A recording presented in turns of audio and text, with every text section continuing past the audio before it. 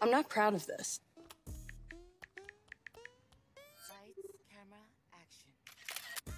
Welcome back guys, narito na ang Tagalog breakdown ng She-Hulk Attorney at Law, Episode 4. Ano-ano kaya mga nalagpasan mo at hindi mo napansin sa episode na ito?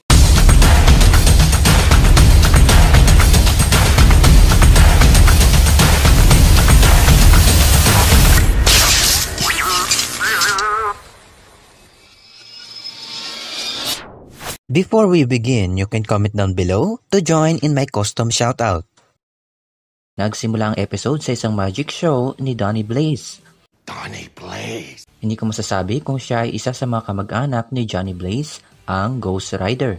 Mapapansin natin na walang may interesado sa kanyang mga magic tricks dahil alam na nila ang tunay na mahika at sa mundong puno ng sorcerers, space gods, aliens, hooks at mad titans, time travel at kung ano-ano pa, normal na sa mga tao ang mga pangyayaring ito.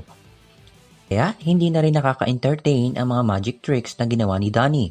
At dahil doon, napilitang ilabas ni Donny ang isa sa mga sling ring na ginagamit ng ilang sorcerer, gayon din si Doctor Strange. Isa ito sa mga kagamitan upang makapasok sa ibang lugar o dimensyon. Noong nakita natin si Jennifer, halos parang tayo mismo yung pumasok sa kanyang bahay. You look happy. I guess you saw that Wong is back. God, everybody loves Wong. It's like giving the show Twitter armor for a week. Humingi ng tulong si Wong kay Jennifer tungkol sa ginagawa ni Donny. A legal situation of the greatest importance.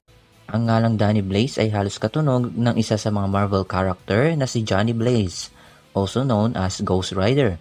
Wala pang maliwanag na explanation, pero maaaring ang pangalang Donny Blaze ay isa sa mga inspirasyon lamang sa nag-iisang Johnny Blaze. At kung hindi nyo pa nalalaman, kayang-kaya rin ni Ghost Rider na magbukas ng portal gamit ang kanyang steel chains na halos katugma rin ng ginagawa ng mga sorcerer. Moving on. No judge is gonna take this seriously unless we do things by the book. Book of Vishanti.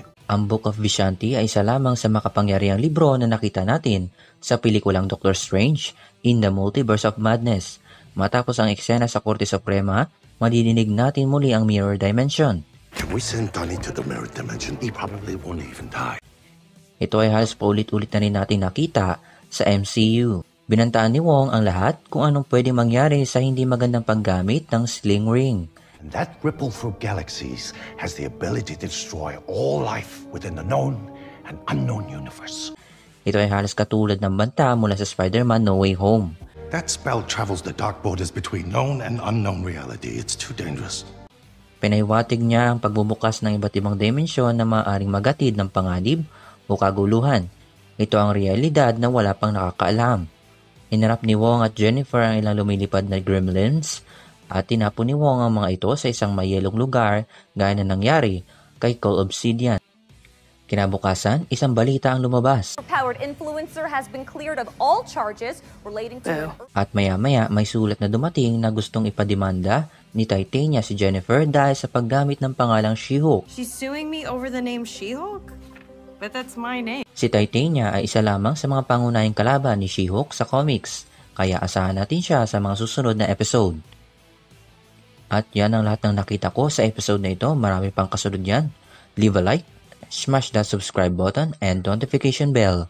See you around.